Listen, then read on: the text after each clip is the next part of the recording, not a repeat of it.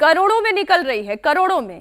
Guest paper से कैसे NEET का पेपर लीक हुआ वो भी आपको समझाते हैं। जरा बड़ी स्क्रीन पर आपको ले चलती हूँ। नीट एग्जाम से करीब 1 महीने पहले एक गेस्ट पेपर मार्केट में आ गया था, हाथ से लिखा हुआ। कैसा लिखा हुआ था? हाथ से, मतलब मान लीजिए किसी के पास ओरिजिनल पेपर आ गया, क्वेश्चन पेपर, उससे उसने हाथ से लिखकर पूरा गेस्ट पेपर तैयार किया। 150 पेज के इस गेस्ट पेपर में 410 सवाल थे जो कि व्हाट्सएप ग्रुप पर सर्कुलेट हो गए थे। इस गेस्ट पेपर के 135 सवाल नीट एग्जामिनेशन में पूछे गए।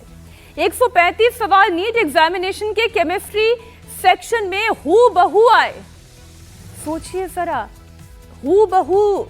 अब जब मैं हूबहू कहती हूं तो ये मानिए कि ना कॉमा, ना फुल स्टॉप, ना क्वेश्चन मार्क, ना सीरियल ऑर्डर का कोई फर्क।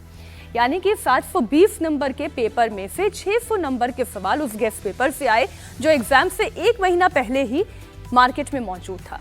नीट का पेपर किस तरह से लीक हुआ इसका अंदाजा आप इस बात से लगाइए कि सवालों की भाषा, उनका विकल्प, उनमें लगा हुआ अल्प विराम या पूर्ण विराम यानी कि फुल स्टॉप, ये तक सेम था। बायोलॉजी के पेपर में कुल 90 सवाल आए। कितने सवाल आए? बायोलॉजी के पेपर में कुल 90 सवाल आए और सभी सवाल सेम। केमिस्ट्री के पेपर में 46 में से 35 सवाल एक जैसे थे। ये खेल चल रहा है। नीट पेपर लीक मामले की जांच सीबीआई को सौंप दी गई है। उधर राजस्थान एसओजी टीम भी इस पर पूरे एक्शन में दिखाई दे रही है। जयपुर, सीकर, झुंझुनू इलाके में एसओजी ताबड़तोड़ रेड कर रही है। नीट पेपर लीक मामले में अविनाश लांबा नाम के एक और शख्स को पकड़ा गया है। अविनाश लांबा पर मीडिएटर की भूमिका निभाने का शक है। इसके अलावा सीकर के कोचिंग संचालक को भी एसओजी दफ्तर लाया गया है। इससे पहले जयपुर से मनीष नाम के एक युवक को भी हिरासत में लिया गया था। बताया जा रहा है कि गेस्ट पेपर जयपुर के प्रिंटिंग प्रेस में छपने आया था और वहीं सीकर के रहने वाले राकेश मंडाविया ने एसओजी हिरासत में पूछताछ जब हुई तब खुलासे किए। Career consultant Rakesh Mandwaria paper distribute करते हैं, ऐसा उनके ऊपर आरोप है। हालांकि अभी तो जांच सीबीआई को सुपुर्द कर दी गई है, तो शाम से सीबीआई पूरे इस मामले को टेक ओवर कर लेगी और आगे की छानबीन की जाएगी। लेकिन रशीद जी, मेरा सवाल ये है, आज इतने लाखों स्टूडेंट जो हैं जो एक दोराहे पर आ गए हैं जहां से उन्हें फिर से मेहनत करनी है, फिर से तैयारी करनी है, सरकार से सवाल क्यों नहीं हो रहा? प्रशासन से सवाल क्यों नहीं हो रहा? इस सिस्टम से सवाल क्यों नहीं हो रहा? आज अरविंद केजरीवाल ने एक सवाल उठाया। उन्होंने कहा कि भाई जो एग्जामिनेशन ठीक से कंडक्ट नहीं करवा सकते वो सरकार कैसे चलाएंगे?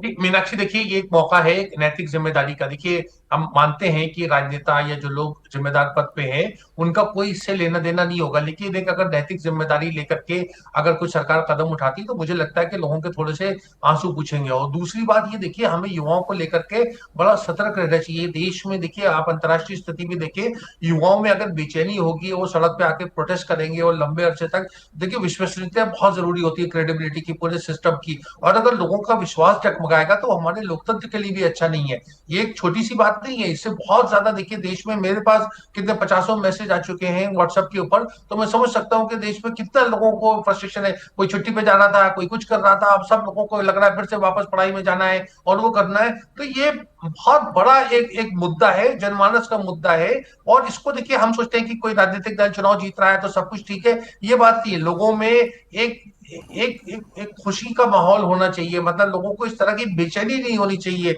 और ये बेचैनी युवाओं की है, ये एक शुभ संकेत नहीं है।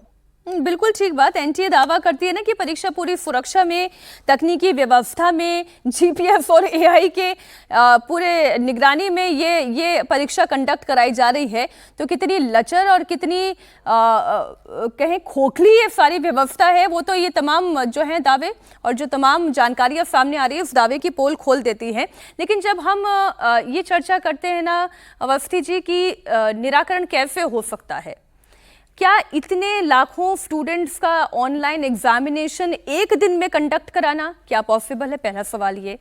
और अगर एक दिन में इसे कंडक्ट नहीं कराया जा सकता है तो क्या अलग अलग पारियों में इसे अलग अलग दिनों में इसे डिवाइड करके फिर कंडक्ट कराया जा सकता है? और अगर ये ऐसा हो सकता है तो फिर एनटीए डर क्यों रही है? वो क्यों नहीं ये कर पा रही है?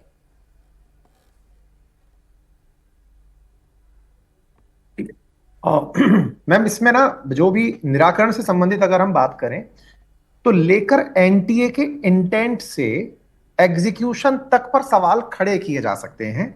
इंटेंट बार बार मैं इसलिए बोल रहा हूं कि एक बार की गलती आपकी माफ हो सकती है, दूसरी बार हमारा देश रिकॉर्ड समय में हाईवे बनाने के लिए जाना जाता है, आपसे एग्जाम के लिए सिस्टम नहीं बनाया जा रहा है। आप यूपीआई की, भीम पे की सब जगह दुनिया भर में तारीफ करवाते हैं, आपसे ऑनलाइन पेपर नहीं हो पा रहा है। ये बहुत ही आयरनी है, ये आपके मेलाफाइड इंटेंशन को हाईलाइट करने का एक और प्रमाण है। नंबर वन, अगर इसके समाधान के लिए ओरिएंटेड बात की जाए तो मैम बहुत सी परीक्षाएं ऐसी हैं जिन्हें आप बहुत सारे फेजेस में आयोजित कराते हैं और विद्यार्थी हंसते हंसते उन परीक्षाओं में पार्टिसिपेट करता है। आपको 22 लाख एक बहुत बड़ा नंबर अगर लग रहा है तो इसे कई फेज में आयोजित करवाया जा सकता है। परीक्षा को पूरी तरह ऑनलाइन आयोजित करवाया जाना चाहिए। पेपर के लिए मैम जैसे ना होता क्या है कि जब पेपर प्रिंटिंग में जाता है तो प्रिंटिंग प्रेस से लीक होने के सबसे ज्यादा चांस रहते हैं। अब तक जितने भी आप पेपर लीक के उदाहरण निकाल के देखेंगे तो दो मेजर रूम, दो जगह निकल कर आती हैं। या तो प्रिंटिंग प्रेस से, चाहे राजस्थान में होने वाला कोई सा भी पेपर देखें, अगर लीक होने की जगह निकले तो प्रिंटिंग प्रेस का नाम कहीं नहीं निकल के आएगा, या फिर निकल कर आता है सेंटर का जहां पर यह पेपर पहुंचाया गया था।